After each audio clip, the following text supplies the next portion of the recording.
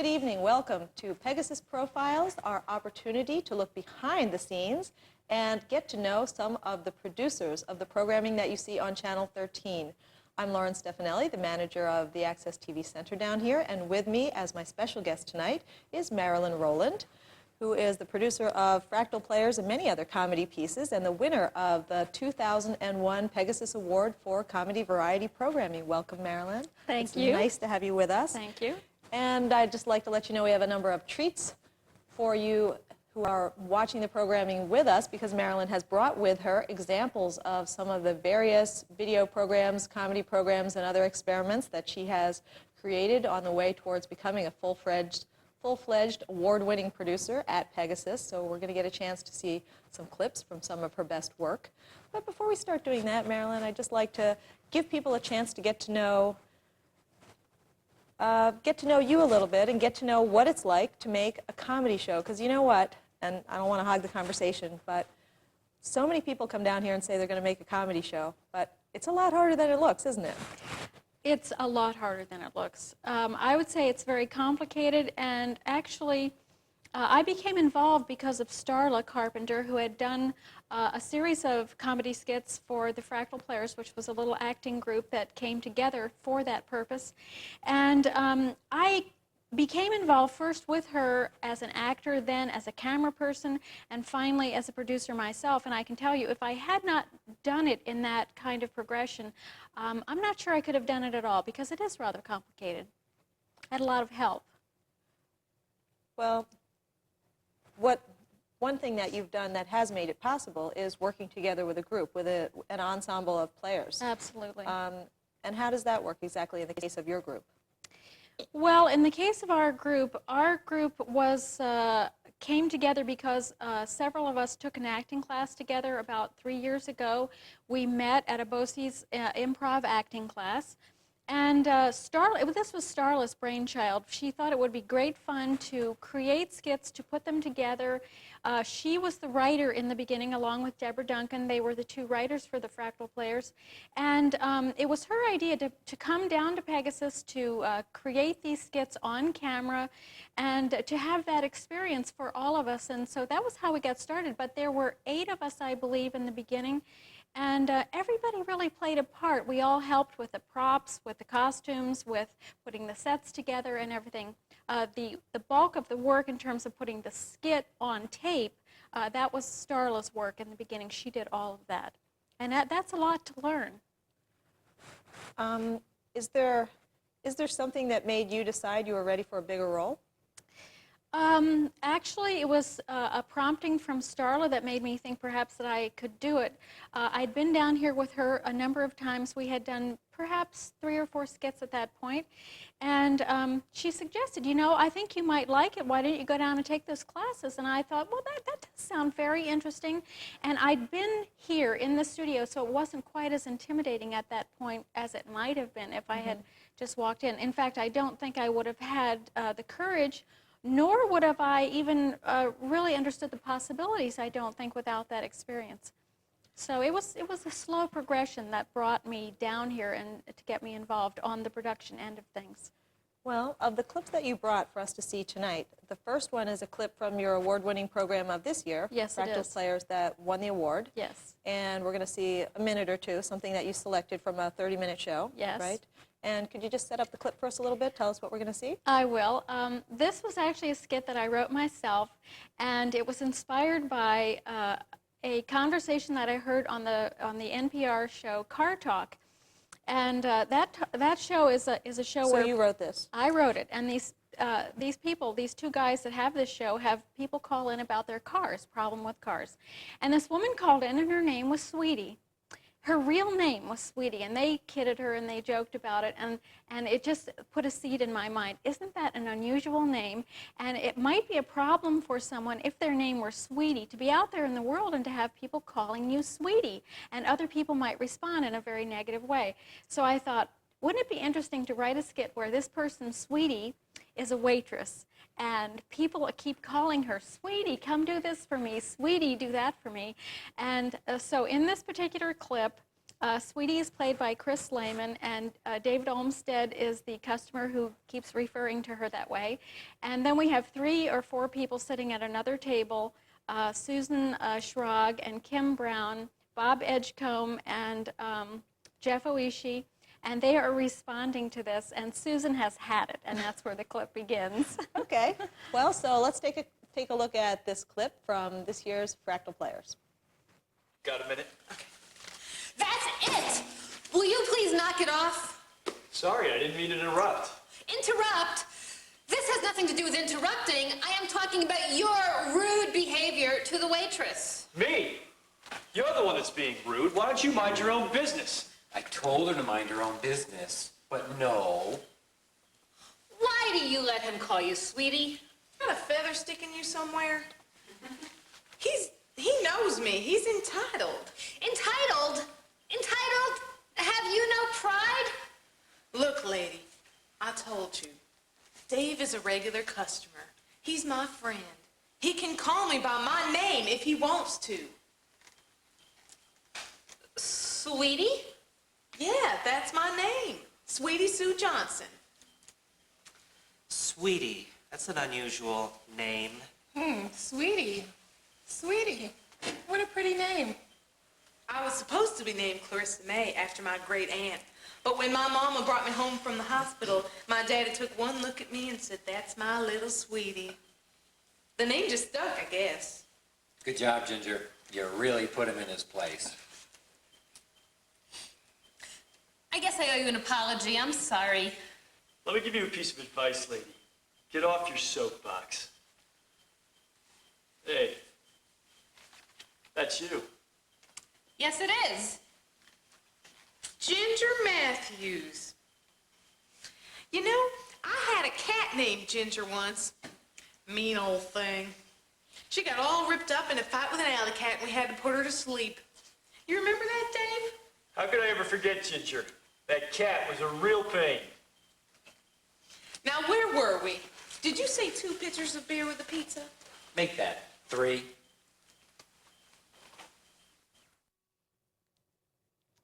Well, so I hope you enjoyed that clip, and I've seen it before and have giggled about it, I think, every time I've seen it. I giggle every time I see that skit. One thing that's kind of interesting for me is they created a restaurant right here in our studio, the same place that we're sitting. So and you've had to create other interiors. You created a store interior and Yes. home interiors and restaurant interiors. And offices. And yes. so on. And how is it trying to create other interiors in a studio space? I think it's great fun. You have to be a little bit creative. You go back into the studio storeroom and you see what's back there. We created a little restaurant here. The very first project that I was in a skit in a little outdoor restaurant, and they had the grating that there used to be a kind of, what do you call that stuff when you have the intertwining? I can't even think of the name. The lattice flaps. Yes, the lattice work. We use that as the backdrop. But you look around, you see what's here at Pegasus in terms of the possibilities for backdrops. In some cases, we actually brought things to the studio. We brought pictures, we brought chairs a couple of times, we brought tables, we brought tablecloths. We brought what we needed, but we knew what was here and what was available. And there is quite a bit of interesting things. There are interesting things back there. No, but it's certainly, I mean, you definitely created the ambiance of a restaurant there. We did. Which is really nice. One of the reasons why I always like talking to you and talking to you about your experiences here is because I remember when you first started how timid you were about touching any of the equipment. And of course what we do is we take the attitude that anybody can learn to do this, anybody can make a TV show, and so when we see someone that's a little bit timid and then we see them grow to the point where they have a lot of confidence and they're able to accomplish the programs that they set out to do, we're really happy about that. We think that that proves our point that any of you out there watching, if you had an idea to do something, Marilyn was afraid when she started, but look what a great job she's doing. And how long does it take you to get over that? It takes long enough so that you actually have the experience of going through the process of working with the equipment until you have hands-on experience. And once you've done that a few times, you get over your fear of it. But in the beginning, I was petrified, really. I had no experience with that kind of equipment. I'd never done anything like that before, so it was in fact, the very first project that I did, you know, I had the camera, and this person that was in it says to me, well, you know, is it going? And I said, well, I don't know, I guess the red light's on. So, yeah, I started off very fearful because I, you know, didn't want to make any mistakes, but I did grow a lot more confident over time. And it took everybody runs into their share of technical difficulties. Absolutely. Or maybe you have to reshoot something. Absolutely. But, and that's what you come to realize, is that it's okay to make mistakes. It won't kill you, and there are ways around it. So little by little, you grow more confident with it. I think you're telling me that the next the next clip that you brought with you is an example of some of your work with Starla Carpenter in charge of the Fractal Players. That's not a piece right. that you were in, but one of your favorites. That's so right. why don't you set this one up for us? Okay, well, this clip is from one of the skits of the very first Fractal Players program that Starla put together. And this is a skit that she wrote, and it is about this young man who is an encyclopedia salesman named John Trotter, and he, by accident, calls a young woman named Stephanie Mills, played by Chris Lehman, and John Trotter was played by Bob Campbell. And she has just broken up with her boyfriend. So he has just called her at this very inopportune moment, and she is distraught. And this is from that very first Fractal show. Okay, let's take a look. Miss Mills, wouldn't you like to know more about the world you live in? Don't you sometimes feel when you get home from work that you're being cut off from important knowledge? Don't you get frustrated that you don't have time to take the classes you'd like? If so, then the encyclopedia is your solution. He snuck out of here, the bastard. Just took his stuff and left his key on the hook on the refrigerator. No note, nothing. And his phone's been cut off with no forwarding number. They also provide an attractive centerpiece for your living room, Miss Mills, a truly sophisticated set of books. With a set of these, everyone is sure to know that you're an informed woman of the world. It's not like he was even that great of a guy, you know? He'd leave his dirty underwear all over the floor. He turned the TV on before he even said good morning. I don't even know what I was doing with him. And then the jerk has the nerve to leave me, you know what I mean?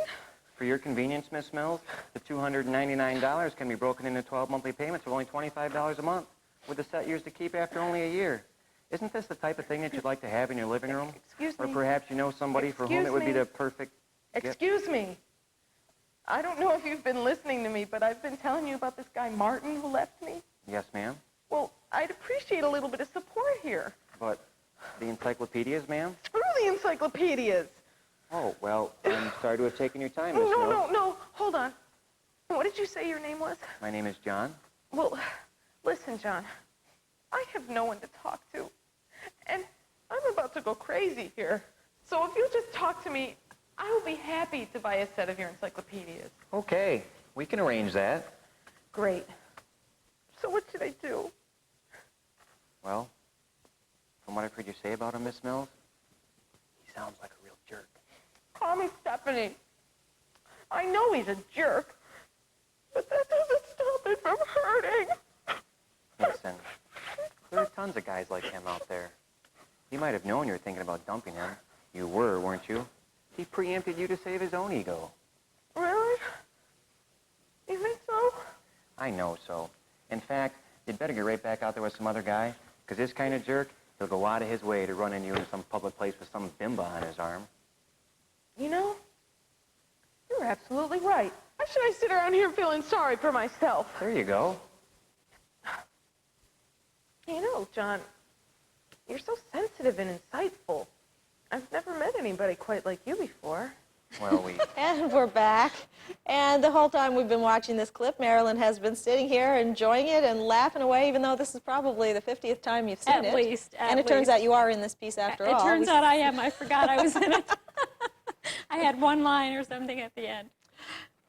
When you guys do your practices, your rehearsals for this, what's different about doing skits that you're intending to videotape compared to, say, for stage or performing live in front of people? Do you think about it? Do you go about it differently? You do go about it differently to some extent. You start thinking right away about how you might put that set together, what the set would be, and how you can come into the studio and reconstruct that whole environment You don't really, I mean, as an actor in a production, that usually is not your responsibility, and you're not really involved much with the behind-the-scenes stuff. But when you're trying to do something for TV where you are directly involved, I mean, there were only 8 of us in the Fractal Players, so it was important for all of us to become involved, to think about the costumes, to think about how we would create the set, etc. And after you've been in here a few times, you kind of look forward to it. It's really rather fun, you know, to say, wow, how can I make, like that little set that we just did was a little office scene, which we did, you know, right here. So it's fun.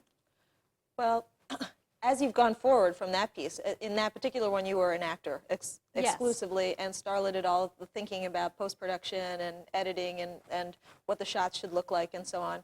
But since then, you've started to enter those areas yourself. And we were talking a little bit before the show about how editing can also be really creative, and other aspects of post-production like audio sweetening and so on. And how have you found that kind of experience? Have you found that a creative experience as well? I have found that a very creative experience, and in fact, maybe some of the most enjoyable aspects, the most exhilarating choices are made in that post-production process. So yeah, I have found that very, very interesting, and I've not only found it interesting, but I have found myself drawn to it in ways that I really never expected to be. It's just been great. I guess I'm thinking in particular, there's a clip that you didn't choose to show from the Fractal Players that won this year that was in a shoe store. Yes. And there's this one scene, actually I chose that clip for our PEGASYS Awards, in which at the end of it, everybody's reaching for the shoe that you, the little helpless little customer, is holding up, and everyone's looking, and then it cuts around to these desperate faces, close-ups of desperate faces of the sales clerks, each with a different agonized expression in close-up. Yeah. And obviously taking those close-ups and cutting them together heightened the comedy in a way that you couldn't have in a live theater-type setting. Absolutely. And you had to think all of those choices out. Absolutely. And it's kind of funny because in a situation like that, it feels kind of artificial at the moment because you say, okay, you know, Chris, go over there and we're going to get a picture of you. So she's in camera. Okay, Chris, now act like you're really involved here and you really want to get that shoe. So, you know, she's going, oh, like that. And so then, okay, you're done. Okay, now Bob, come in here and you do it. And so each person takes their turn. Yeah, so it's very different from live theater. It's so different. It's so very different. And it does, in a way, seem artificial at the moment, but the effect that you can create at the end is just great. It's really heightened. Yes, it is. Okay, so let's move on to the next clip because I want to give you a chance to show as many as possible. So briefly set it up for us and then let's... Okay, well the next clip is the very first project that I did here as a producer, and at the beginning, because I was so inexperienced and I had nothing to go on, I just decided to make this a very, very easy and fun project. So this was taken at the home of a friend of mine, who Alyssa Wolfson, who lives out at Eco Village, and this little project was called Planting Alyssa's Garden.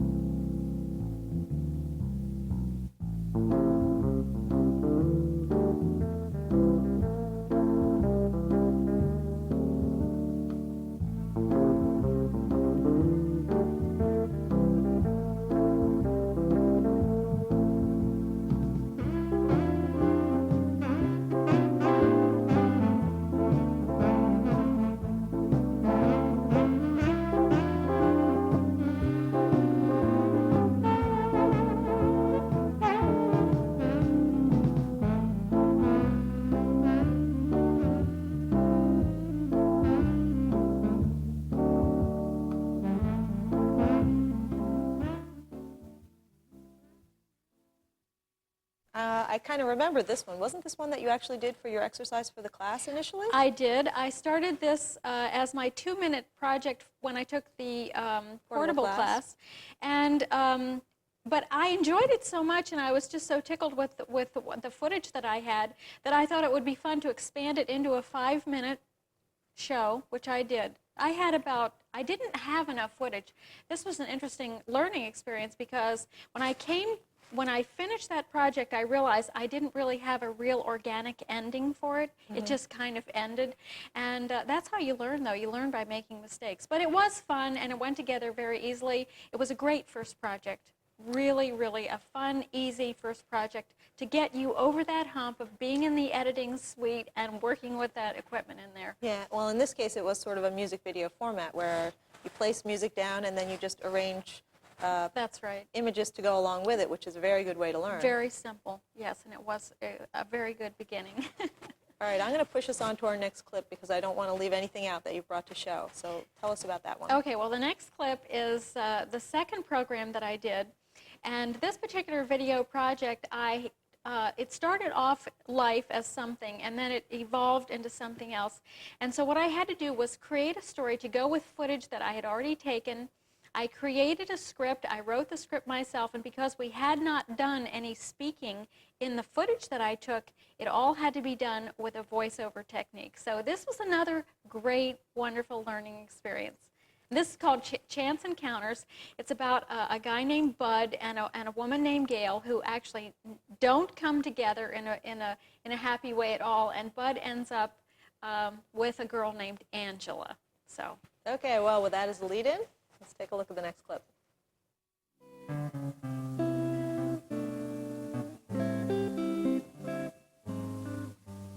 I met Angela at work a couple months ago.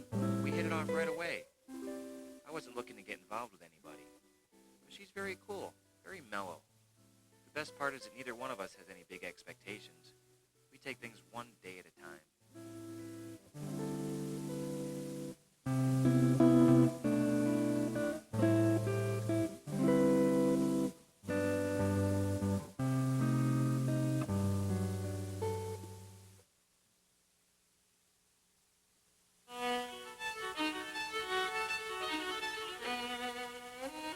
Oh my God, that's Bud. Who the hell is she? I never seen her before. I gave him my phone number at the dance 2 months ago. I thought for sure he'd call me. Obviously, she's the reason why I never heard from him. Thanks for nothing, Bud. What's so great about her? You probably knew her in high school. I bet she was a cheerleader. Look at the way she's hanging on his arm. It's sickening. So there we got a chance to see Starla Carpenter. Yes, we did. Finally, the originator of the Fractal Players. Yes, and in fact, I asked Starla to be in that project because I wanted to give her a chance to be on screen.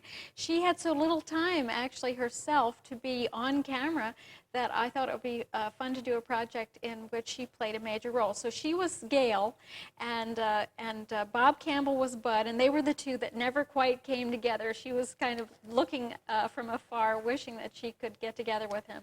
But this is your first experience writing and directing one of the Fractal Players pieces, as opposed to just being an actor. That's right. And an interesting thing was with that one, Lauren, that because I was still very nervous, I decided to do all of the filming outside. So every scene in that entire 15-minute program was shot outside. There were scenes of the lake, scenes of Stewart Park, scenes on the Commons, etc. Right. You all thought outside. Shooting with one camera, camera, rather than all the equipment in the studio no would be lights, easier. natural lighting. Right. Yeah. And in some ways it is easier. In some ways it's harder. In some ways Well, it's easier to have everything all connected here and 3 cameras to switch between. So. Yes, except that when you're new and you're a little bit unsure of yourself, depending on natural lighting is a really easy way to go about it. And the so discipline of one camera. that's why I decided to do that particular way. All right. Well, I want to give you a chance to show the next clip because I think it's hysterical. And it's another one from last year, right? The year 2000? Is that when Yes, it premiered? this is the skit that I finished in September. Just in time for hunting season. Just in time for hunting season. And this skit is called The Buck Stops Here. It's actually a kind of a spoof of C-SPAN, which my friend Pam Smith, who wrote this skit, she loves C-SPAN. I love C-SPAN too, but we thought it would be fun to do a spoof. And also because of the issue of deer control, which is a serious issue for Tompkins County, but we thought it would be fun to have a lot of fun with it. And so we really did poke fun at everyone on all sides of that issue. So this was our effort at trying to big send up of the whole deer control issue in Tompkins County. Let's take a look. Around the table and get your views on today's topic. We must all work together to to understand the mix of feelings here. While the deer population issue is a serious one, we shouldn't run headlong off the cliff of overreaction. I am sure a win-win solution can be found. I keep telling you people, I can solve the whole problem with my 10 gauge. But the minute I hang a carcass off a tree, there's a swarm of Bambi lovers crawling up my ass. Are you okay, Ms. Ershine? Would you like a glass of water? Oh, the aura of the deer is flowing through me. I feel their pain. What the hell is that? Oh. Hey, lady, I can put you out of your misery right now. Mr. Killian, please. Professor Ballworth, we haven't heard from you yet. This is an issue that has deep, deep ramifications. Controlling our troublesome population of Ortocoelianus virginianus must be done with care so as to maintain the ecological balance of which we all partake. I believe that further studies are necessary to ensure that this balance is unharmed. Only with a proactive mindset can we establish a success-oriented strategy that will prevent us from having to revisit this issue. Our phone lines are open. We'll take the first call. Hello, caller. You're on I-SPAN. Caller, you're on the air. Hello? Yes, go ahead, please. Am I on? Yes, you are on the air. What is your question? Oh, okay. Well, I'm glad that something's going to be done about this situation. I can't keep bushes or flowers in my yard to save my life. Hungry? They come through here 5 and 6 at a time and eat everything. Even chew on the antenna of my car. Lost 3 flags that way. Went up to the Carrier Dome in Syracuse and damn near took 3 days to find my car. And your question? Well, I don't want to kill them. Can't we just get a big U-Haul and ship them to the next county? Who would like to answer this one? An excellent question. This is an option we're investigating. In fact, we've already... Well, and I think this particular show just gets sillier and sillier and sillier. It definitely does. I did want to acknowledge the people in that skit because they did a wonderful job. Deborah Duncan played the very hilarious character Sierra Earthshine. Bob Campbell was our resident redneck George Killian. And George Sapio played the professor, the very stuffy Professor Hayward Ballworth. Maura Stevens was the county representative, Elizabeth Links. And Bob Edgecombe was the moderator for that show, playing Brian Cram. And very funny it was indeed. I just wanted to congratulate you again on your PEGASYS Award and mention to the people out there that Marilyn also won for the Northeast region of the Alliance for Community Media, the 3rd place award in comedy programming last October. So her award this year is her 2nd award for her, her comedy programming efforts. And thank you for being here and sharing a little bit of behind-the-scenes tips with us and a little background of what it's like to do a comedy show, because frankly, we see in orientations every month that quite a few people come in our doors with the idea of doing a comedy show, and we love to have successes that we can brag about and encourage more of you to come down and join us. Thank you for being with us this evening on PEGASYS Profiles. I hope you'll stay tuned and look for more of Marilyn Rowland's Fractal player programming on our channel. And we hope to see you come down here to take a crack at making your own TV show at PEGASYS. Thank you and good night.